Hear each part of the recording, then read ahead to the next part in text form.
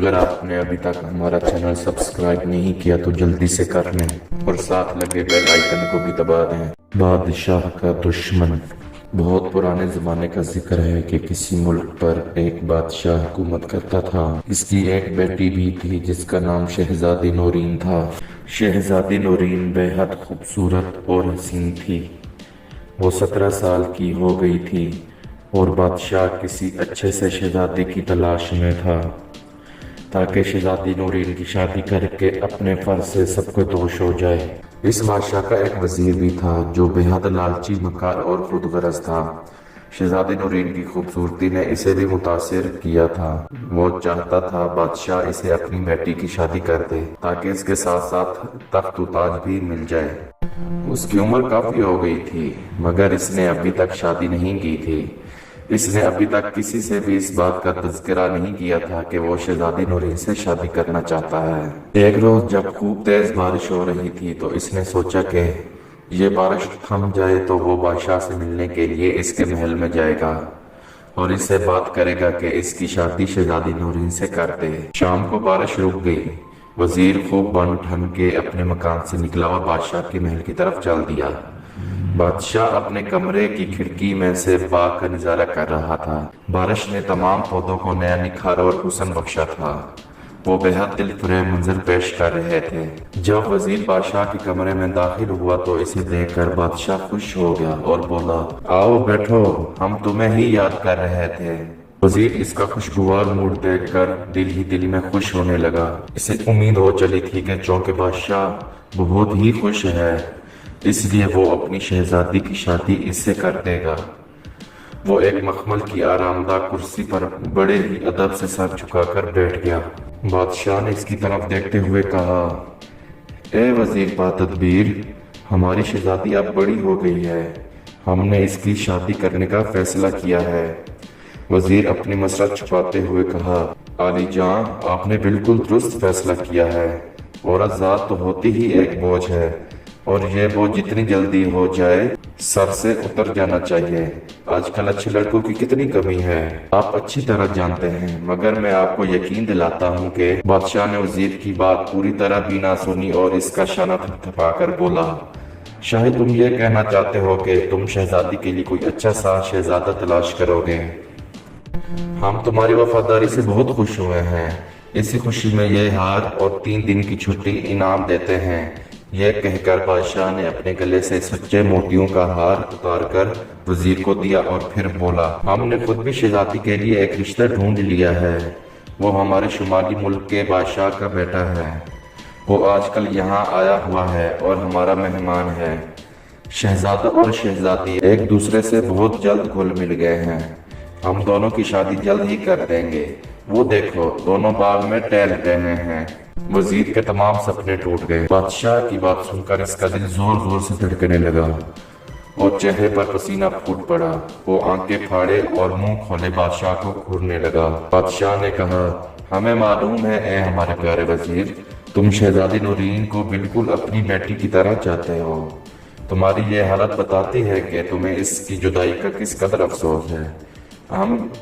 ہم بھی جب یہ سوچتے ہیں کہ شہزادی ہم سے بچھڑ کر اپنے گھر چلی جائے گی تو ہماری بھی بالکل ایسی ہی حالت ہو جاتی ہے۔ صبر کرو، بیٹیاں تو پرایا دھن ہوتی ہیں۔ یہ کہتے کہتے بادشاہ کی آواز رند گئی۔ تھوڑی دیر بعد وزیر اس سے اجازت لے کر اپنے گھر آ گیا۔ اسے اس بات کا بے حد ملال تھا کہ شہزادی کی شادی اس کے بجائے ایک شہزادے سے کی جا رہی ہے۔ چونکہ وزیر بے حد مکار تھا اس لیے اس نے سوچا کہ اگر وہ اپنی چلاکی سے بادشاہ کو قتل کر دے تو اسے یہ تخت و تاج بھی مل سکتا ہے اور شہزادی سے اس کی شادی بھی ہو سکتی ہے۔ وزیر کو ساری رات نیند نہیں آئی۔ وہ بادشاہ کو قتل کرنے کے مختلف طریقوں پر غور کرتا رہا۔ آخر اس کے ذہن میں ایک ترکیب آ ہی گئی۔ اس نے سوچا کہ وہ بادشاہ کے باورچی کو اپنے ساتھ ملا کر بادشاہ کے کھانے میں کوئی زہریلی چیز ملا دے گا۔ بادشاہ کے مرتے ہی وہ عارضی طور پر ملک کا تخت و تاج سنبھال لے گا۔ اس کے بعد جب پوری طرح ملک کی باغ دوڑ سنبھال لے گا تو شہزادی نورین سے شادی کرنا کوئی مشکل کام نہیں ہوگا۔ یہ تمام باتیں سوچ کر وہ مطمئن ہو کر سو گیا۔ اگلے روز صبح محل میں بادشاہ، ملکہ، شہزادی نورین اور شہزادہ شکیل ناشتے کے لیے بیٹھے ہوئے تھے۔ بادشاہ کے چہرے پر فکرمندی اور پریشانی کے آثار تھے۔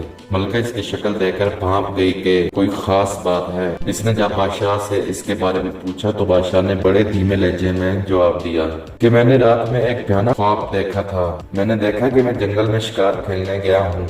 وہاں مجھے تھوڑی سی تھکن محسوس ہوئی تو میں ایک درخت کے نیچے سستانے کے لیے بیٹھ گیا۔ وہاں بیٹھے ہوئے مجھے زیادہ دیر نہ گزری تھی کہ میرے پیچھے سے ایک سیاہ رنگ کا سانپ بڑی تیزی سے میری طرف بڑھا اور میرے پاؤں کو ڈس کر اپنے بل میں جا گھسا۔ میرا خوف و دہشت کے مارے برا حال ہو گیا تھا اور پھر میری آنکھ کھل گئی۔ بادشاہ کا خواب سن کر ملکہ بھی فکر مند ہو گئی۔ ناشتے کے فوراً بعد اس نے شاہی نجومی کو طلب کیا، اسے بادشاہ کا خواب سنایا اور اس سے خواب کی تعبیر پوچھی۔ اس نجومی کی عمر 180 برس تھی۔ اس کے سر اور داڑھی کے بال روئی کے گالوں کی طرح ملائم اور سفید ہو چکے تھے۔ اس نے بڑے غور سے بادشاہ کا خواب سنا اور پھر اپنے ساتھ لائی ہوئی موٹی موٹی کتابوں کی ورق گردانی کرنے کے بعد وہ کچھ حساب کتاب کرنے لگا۔ بادشاہ، ملکہ، شہزادی نورین اور شہزادہ شکیل، جو کہ شہزادی نورین کا ہونے والا شوہر تھا، سب کے سب بوڑھے نجومی کو دم سادے دیکھ رہے تھے۔ تھوڑی دیر بعد نجومی نے حساب لگانے کے بعد ملکہ سے مخاطب ہو کر کہا، ملکہ صاحبہ، خدا بادشاہ سلامت کی عمر دراز کرے، ان کا ایک دشمن پیدا ہو گیا ہے۔ وہ موذی ہر قیمت پر جہاں پناہ کی جان لینا چاہتا ہے۔ انہوں نے جو سانپ دیکھا تھا وہ اسی دشمن کی طرف اشارہ ہے۔ میں اپنے علم سے صرف اتنا ہی پتہ چلا سکا ہوں۔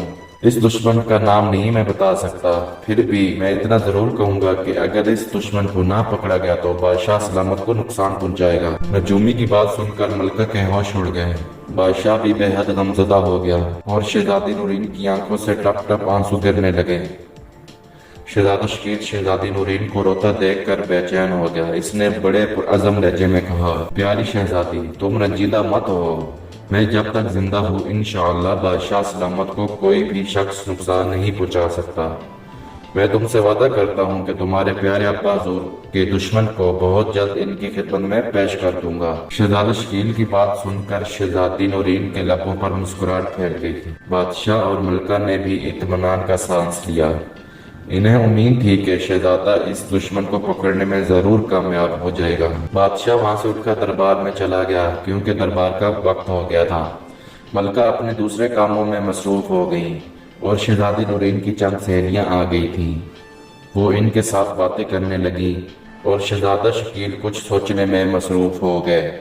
اچانک ان کے ذہن میں ایک بڑی اچھی ترکیب آ گئی۔ وہ کمرے سے نکل کر باغ میں آیا۔ اس نے دیکھا بادام کے درخت پر ایک طوطا بیٹھا ہے اور ایک پکے ہوئے بادام پر اپنی چونچ مار رہا ہے۔ شہزادہ شکیل بہت ہی آہستگی سے درخت پر چڑھا اور طوطے کو پکڑ لیا۔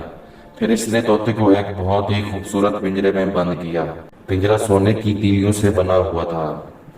شہزادہ شکیل طوطے کا پنجرہ لے کر دربار میں پہنچا۔ وہ بادشاہ اپنے تخت پر بڑے باروب طریقے سے بیٹھا ہوا تھا۔ تمام درباری فرش پر بچھے قیمتی قالین پر بیٹھے ہوئے تھے۔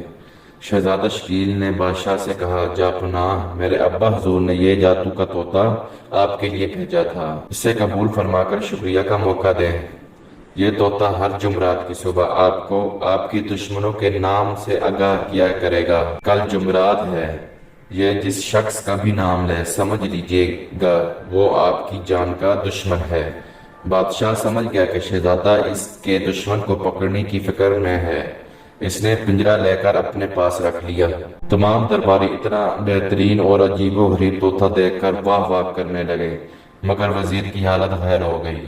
اسے اپنی جان خطرے میں نظر آنے لگ گئی، چونکہ وہی بادشاہ کا دشمن تھا، اس لیے وہ اس جھوٹ کے جادوئی طوطے سے خوفزدہ ہو گیا تھا۔ دربار سے فارغ ہو کر بادشاہ نے طوطے کا پنجرہ باغ میں ایک سیب کے درخت کے نیچے رکھ دیا۔ رات ہوئی تو وہ سب لوگ سونے کے بجائے ایک کمرے میں چھپ کر پنجرے کی نگرانی کرنے لگے۔ انہوں نے دیکھا کہ وزیر باغ کی دیوار پھاند کر اندر داخل ہوا اور طوطے کے پنجرے کو درخت سے اتارنے لگا۔ اس کے ہاتھ میں ایک چمکتا ہوا خنجر تھا۔ وہ طوطے کا خاتمہ کر دے گا تاکہ طوطا بادشاہ کے سامنے اس کا نام ہی نہ لے سکے۔ مگر اس نے جیسے ہی پنجرے کا دروازہ کھولا، بادشاہ، ملکہ، شہزادی نورین اور شہزادہ شکیل کمرے سے نکل کر اس کے سامنے پہنچ گئے۔ شہزادہ شکیل نے کہا، بادشاہ سلامت، آپ کا دشمن پکڑا گیا۔ یہی وہ شخص تھا جو آپ کو موت کے گھاٹ اتارنے کے منصوبے بنا رہا تھا۔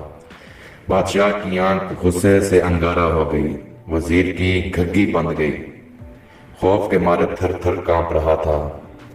بادشاہ نے اسی وقت چند سپاہیوں کو بلوا کر وزیر کو گرفتار کر لیا۔